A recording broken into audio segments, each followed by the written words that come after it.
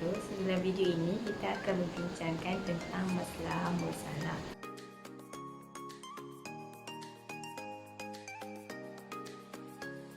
Sebelum itu perlulah kita untuk memahami apa itu masalah mursalah. Masalah mursalah terdiri daripada dua perkataan, iaitu maslahah dan mursalah. Semua makna masalah mursalah. Dari segi bahasa, maslahah bermaksud kebaikan atau boleh dikatakan sebagai lawan kepada kemudaratan atau keburukan. Dari segi istilah pula, satu keadaan yang boleh mendatangkan kebaikan atau menolak kemudaratan. Jadi apa sahaja yang membawa kebaikan kepada seseorang ataupun sekumpulan manusia itu dia dinamakan maslahah. Manakala apa sahaja yang mendatangkan keburukan kepada seseorang atau kumpulan itu dinamakan mafsadah. Perkataan mursalah pula bermaksud yang diutuskan atau dilepaskan. So, untuk pengetahuan yang lebih mendalam tentang masalah mursalah akan dibincangkan ke dalam segmen yang seterusnya. So, maslahah boleh dibahagikan kepada dua bahagian, iaitu maslahah berdasarkan pengiktirafan syarak terdiri daripada maslahah muktabarah, maslahah mulqah, masalah mursalah. Manakala maslahah berdasarkan tingkatan atau kuatannya adalah daruriyat, hajiyat dan tahsiniyat.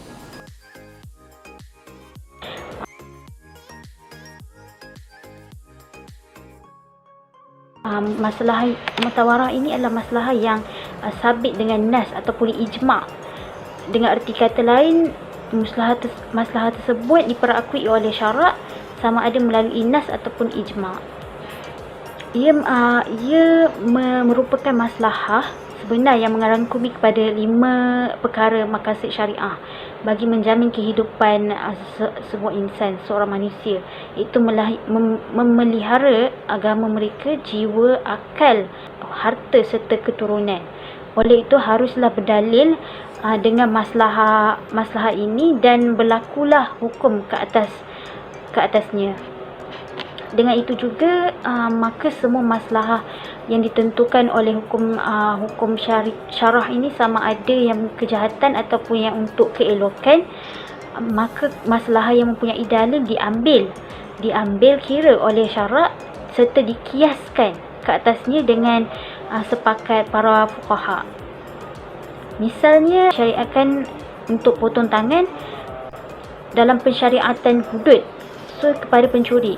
Ini adalah untuk bertujuan memelihara kemaslahatan manusia berkenaan dengan harta yang terdapat dalam nas dalam Al-Quran yang memperakui pelaksanaan hukuman tersebut. Maslahah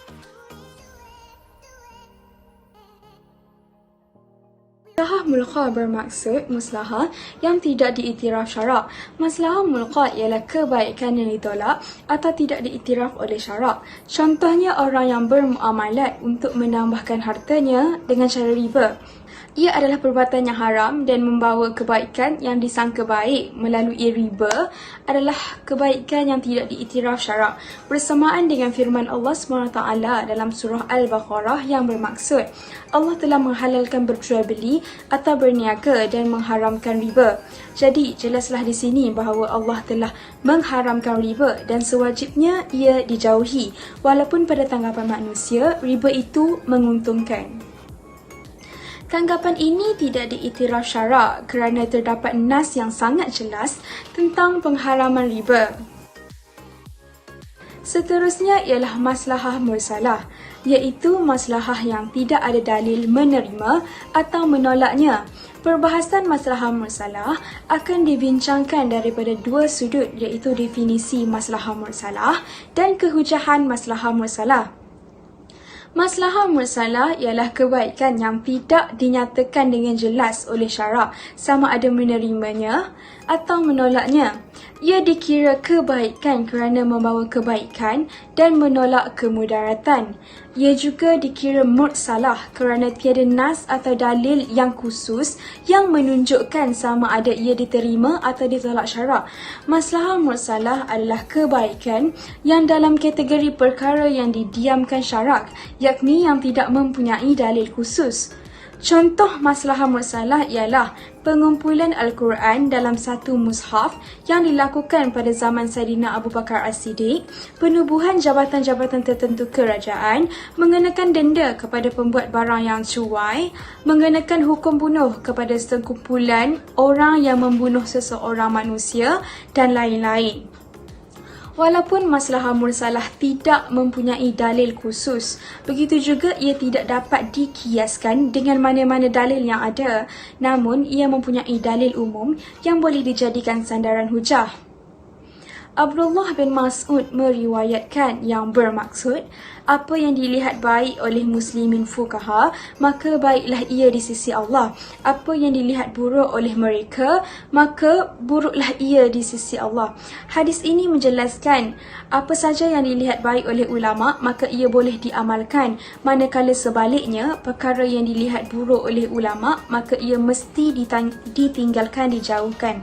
Maslahah mursalah adalah mekanisme penting untuk fuqaha dalam menentukan hukum kepada perkara-perkara baru. Apabila mereka ketiadaan dalil Al-Quran atau sunnah, begitu juga ketiadaan dalil untuk dikiaskan, maka maslahah mursalah boleh dijadikan sumber kepada hukum syarak. Maslahah al-daruriyah ini mempunyai 5 elemen, 5 perkara tersebut yang menjadi dasar kepada maslahah itu sendiri, iaitu memelihara agama, memelihara diri, memelihara akal serta harta dan memelihara keturunan setiap seseorang insan tersebut. Jadi dari segi menurut kepada pandangan syarak, kelima-lima perkara tersebut, 5 elemen tersebut diambil kira dan menjadi keperluan, kewajipan dalam kehidupan seseorang insan. Tindakan yang diambil oleh seseorang insan itu untuk melaksanakan perkara tersebut, sama ada untuk memeliharanya ataupun untuk mengekalkannya, adalah menjadi maslahah daruriyah itu sendiri kepada insan tersebut. Jaminan pula adalah jaminan terhadap kehidupan setiap insan itu sendiri untuk meneruskan kehidupan ataupun untuk mendapat kebahagiaan di akhirat, adalah bergantung kepada maslahah daruriyah itu sendiri, adalah dikawal ataupun dilaksanakan ataupun dijaga oleh insan tersebut. Sekiranya luput ataupun sekiranya tidak dijaga atau tidak dikawal maslahah daruriyah ini dalam setiap insan, maka terputuslah amalannya untuk mencapai kebahagiaan di dunia dan kebahagiaan di akhirat. Jadi di sini dapat disimpulkan bahawa mengerjakan ibadah itu penting dan diwajibkan ke atas insan tersebut untuk memelihara agamanya. Selain itu, undang-undang yang disyariatkan seperti kisas, hudud ataupun ta'zir ini adalah untuk menjaga 5 elemen tersebut. 5 elemen tersebut sangat penting. Ia merupakan tonggak utama kepada kepembinaan insan itu tersebut untuk memelihara kebahagiaan, untuk mencapai kebahagiaan di dunia dan kebahagiaan di akhirat.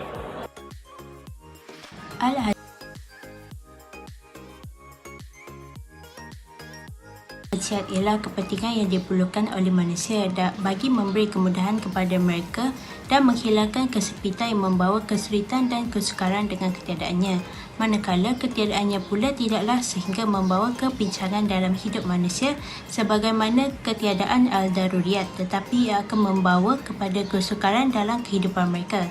Sebagai contoh, disyariatkan beberapa kemudahan iaitu rukhsah seperti solat jamak dan qasar bagi mereka yang musafir, diharuskan tidak berpuasa Ramadan bagi mereka yang sakit atau musafir, menunaikan solat dalam keadaan duduk bagi yang tidak mampu berdiri, menyampu khuf sebagai ganti basuh kaki ketika berwuduk, bermusafir dan lain-lain lagi.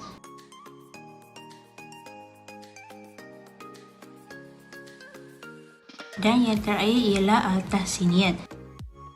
Al-tahsiniyat ini merupakan kepentingan yang menghendaki seseorang berpegang dengan akhlak-akhlak yang baik dan budi pekerti yang mulia.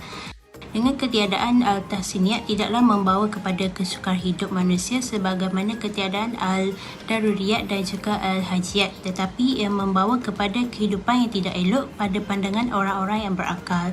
Sebagai contoh, Islam mensyariatkan bersuci dan menutup aurat ketika solat, memakai bau-bauan semasa berada di dalam masjid dan di tempat perhimpunan orang ramai dan sebagainya.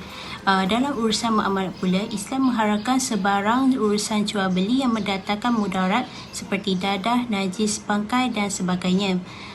Selain itu, Islam juga mengharamkan jual beli atas jual beli orang lain dan juga pinangan atas pinangan orang lain. Dari segi adab pula, Islam mengajar adab-adab makan dan minum, mengharamkan memakan makanan yang keji dan memudaratkan, sebagaimana Islam mengharam melampaui batas dalam makan, minum dan berpakaian.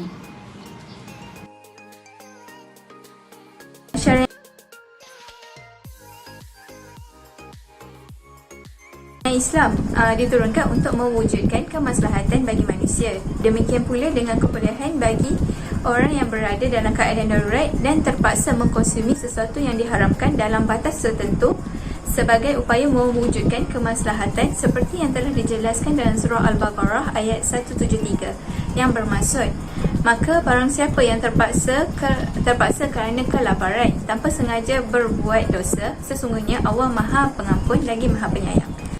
Seterusnya, kemaslahatan manusia yang berhubung dengan persoalan duniawi selalu berubah mengikut situasi dan keadaan yang dihadapi.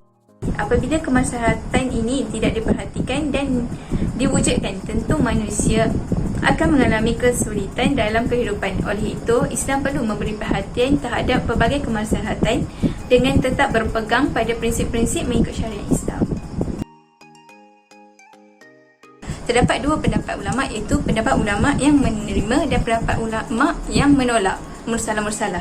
Okey, pendapat ulama yang menerima mursalah-mursalah, mazhab Maliki menjelaskan bahawa penggunaan mursalah-mursalah adalah untuk kebaikan umat. Ini dapat dilihat melalui takrif secara ringkas. Mursalah-mursalah iaitu mendatangkan manfaat dan menolak kemudaratan. Hal ini kerana jika tidak diambil mursalah-mursalah sebagai hujah, akan berlaku pelbagai kesulitan dan kesempitan setiap hal bagi mukallaf. Okay. Sebagai contoh, berkenaan hukum bunuh balas kepada sekumpulan yang berpakat untuk membunuh seorang individu, tiada nas khusus yang menyuruh atau melarang bunuh balas atau kisas kepada pembunuh yang berpakat untuk melakukan pembunuhan, tetapi ia muhasabah bagi menjaga nyawa, iaitu ia mendatangkan manfaat dan menolak kemudaratan.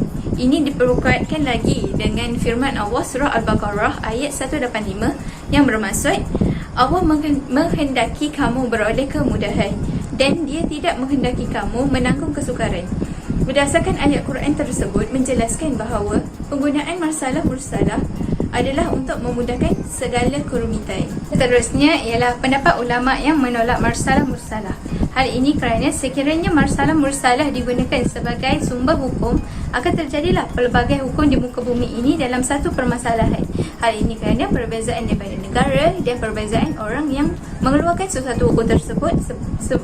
Sebagai contoh, di sesebuah negara menyatakan haram kerana terdapat kemudaratan, manakala sebuah negara pula lagi menghukumkan halal kerana memberi manfaat. Hal ini menjadikan pengadu agama Islam yang kurang mahir mengenai hukum akan menganggap hukum Islam ini pelbagai serta mengikut sesuatu hukum yang disukai dan memberi manfaat sahaja tanpa mengira hujah-hujah penggunaan sesuatu hukum itu.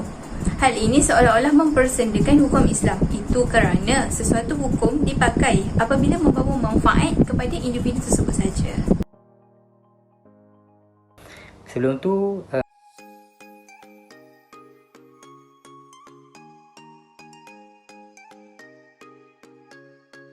saya akan menerangkan secara ringkas apakah itu maslahah. Okey, secara umumnya maslahah ni adalah satu perkara yang mendatangkan kebaikan dan mengelakkan kemudaratan. Okey, kita terus kepada tujuan utama. Okey, contoh-contoh keadaan maslahah mursalah yang ada pada masa kini adalah Undang-Undang Jalan Raya. Okey, baiklah, seperti mana yang kita ketahui, Undang-Undang Jalan Raya digubal untuk menjaga keselamatan pengguna jalan raya dan mengelakkan daripada berlaku sebarang kemalangan. Okey, kita ambil satu contoh. seandainya kita tak mematuhi undang-undang pada lampu isyarat. Maksudnya walaupun lampu isyarat warna merah, kita tetap jalan. Okay, kat situ dia akan mengundang kemalangan, sama ada kepada pemandu kereta ataupun penunggang motor atau pejalan kaki sendiri. Maksudnya undang-undang jalan raya ni digubal untuk menjaga kemaslahatan manusia dan untuk mengelakkan sebarang kemudaratan dan sebarang kemalangan. Jadi dapat kita dilihat di sini bahawa undang-undang jalan raya ni memang salah satu daripada contoh keadaan maslahah mursalah, kerana bertujuan untuk menjaga kemaslahatan dan mengelakkan kemudaratan. Sekian daripada saya. Terima kasih.